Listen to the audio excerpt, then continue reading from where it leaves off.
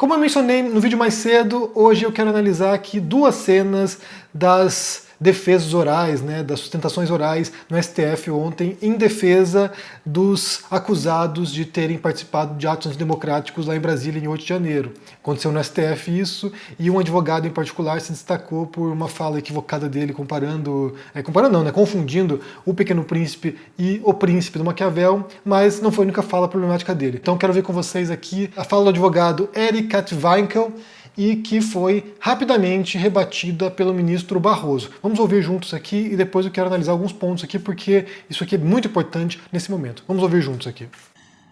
E eu queria só, para caminhar no rumo final das minhas palavras, simples, singelas, mas entendo que fiz o melhor do meu combate. Ato antidemocrático, com a devida vênia, é quando o ministro da Suprema Corte desse país fala que eleição não se ganha, eleição se toma. Isso é preocupante. Isso nos causa medo, insegurança. Isso nos causa calafrios. Porque eu também participo de questões eleitorais. E todas elas eu conquistei com muito trabalho, dedicação e suor. Com muito carinho, pensando sempre na finalidade em ajudar, na missão em servir a minha cidade, o meu estado, o meu país. E como diz Barão de Montesquieu, a injustiça que se faz a um é uma ameaça à justiça que se faz a todos. Meu muito obrigado pela oportunidade e agradeço a vida de vocês, pedindo que Deus abençoe o julgamento e o voto de cada um dos senhores ministros. Muito obrigado. Presidente, Vossa Excelência me concede a palavra? Pois não, ministro. A mentira dominou o país e as narrativas falsas também. Então, vou aproveitar para esclarecer de uma vez. Eu jamais disse que eleição não se ganha, eleição se toma. Essa é mais uma fraude que se pratica online de pessoas, de milícias digitais, que cultivam a mentira, precisam da mentira, se alimentam da mentira e propagam a mentira. O episódio foi o seguinte: eu, presidente do TSE, recebi no meu gabinete o senador Messias de Jesus, do estado de Roraima. O senador Messias de Jesus me disse: eu apoio o presidente, porém sou contra a volta do voto impresso, porque no meu estado, por 2 vezes, venci as eleições no tempo do voto de papel e me tomaram as eleições. E me disse ele: eleição em Roraima não se ganha, se toma. Me disse Sua Excelência, o senador. No dia seguinte, eu vou à Câmara dos Deputados. Sem nenhum ativismo legislativo, fui, depois de 3 convites, um deles pessoal do presidente da Câmara dos Deputados, Arthur Lira. Me pediu que fosse lá expor por que nós defendíamos o voto eletrônico e não o voto impresso. Ao chegar na Câmara dos Deputados, veio falar comigo o filho do senador Messias de Jesus, deputado Jonathan de Jesus, hoje ministro do Tribunal de Contas da União. O deputado Jonathan de Jesus me diz: o senhor esteve ontem com o meu pai. E eu respondo a ele, inclusive nós brincamos que eleição em Roraima não se ganha, se toma. Frase do senador Messias de Jesus, reportando-se ao tempo em que o voto não era eletrônico. Esses grupos que vivem da mentira e fomentam a mentira, editaram a fala, tiraram do contexto que era uma fala do senador Messias, tiraram o Roraima e divulgaram pelo mundo afora que eu teria dito: eleição não se ganha, eleição se toma.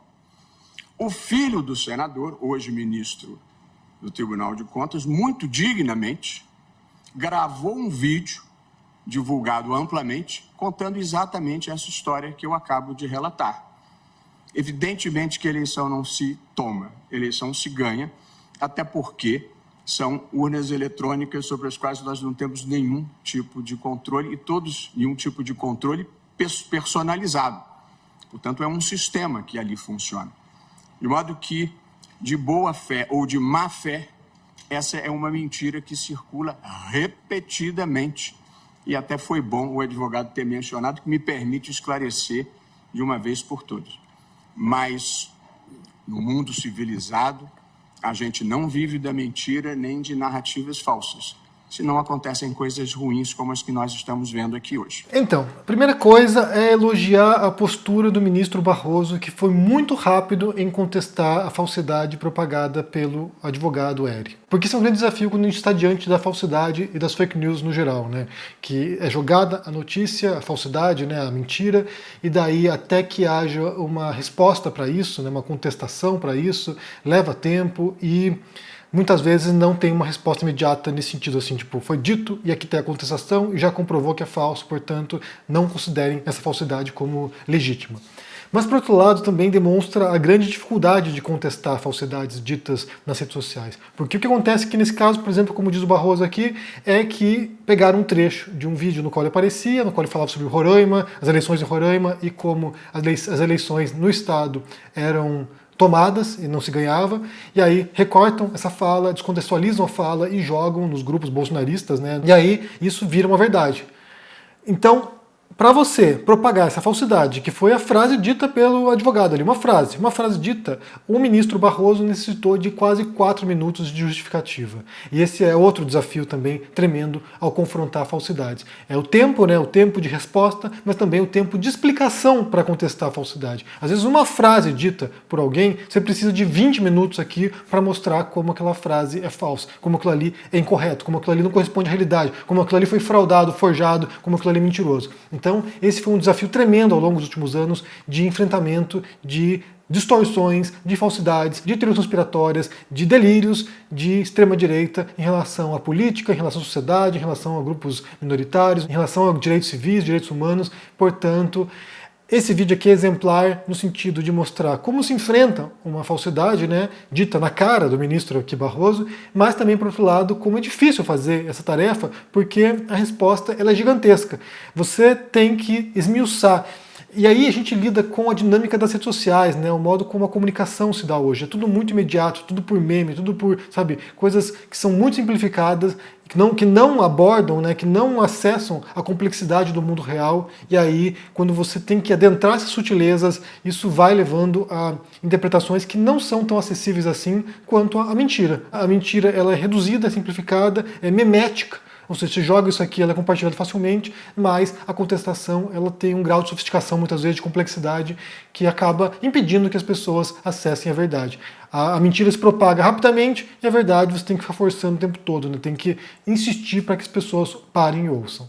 Então, esse vídeo é exemplar porque, como eu falei, se dá dentro do STF, né? Você tem lá um advogado que traz uma falsidade, uma fake news dentro do STF, diante de ministros que estão combatendo as fake news, que estão, sabe, empreendendo agora esse esforço de tentar controlar um pouco o estrago dessas falsidades na política brasileira. Então é bem impressionante essa cena aqui. Como é que vocês pensam sobre essa cena? Como é que vocês interpretam essa falsidade propagada e a resposta do ministro Barroso? Se foi apropriada ou não na sua visão? Me diga no comentário aqui embaixo. Deixe o joinha, se inscreva no canal aqui, ativando o sininho, isso é muito importante para ajudar aqui no engajamento. Se torne um membro do canal para dar uma força e também confira na Amazon o meu livro com desconto, Como Vencer no Debate Tendo Razão, que atualmente é uma das mais importantes referências em se tratando de argumentação racional e falácias lógicas. Se cuide por aí e até mais. Tchau. Estamos em guerra pela independência. Eles atacam, Tentam nos intimidar. usam as estruturas de poder para distorcer a realidade. Mas não vão nos calar. A gente não se curva, a gente vai à luta. Em um sistema viciado em meias-verdades, Nós somos a resistência, nós queremos a verdade. Por isto, levantamos a bandeira da independência. Independência para fazer um jornalismo corajoso, para colocar o dedo na ferida, para denunciar os abusos e as injustiças. Somos independentes dos donos do capital, dos poderosos e das grandes corporações. Aqui é publicidade zero. Só assim honraremos o nosso compromisso com a denúncia. Com a liberdade total de opinião. Essa guerra não é fácil, é cruel, mas com seu apoio e luta, seremos cada vez mais fortes. Junte-se à nossa causa. Junte-se à nossa causa. Junte-se à nossa causa. Fortaleça o jornalismo verdadeiramente independente. Sendo membro do ICL.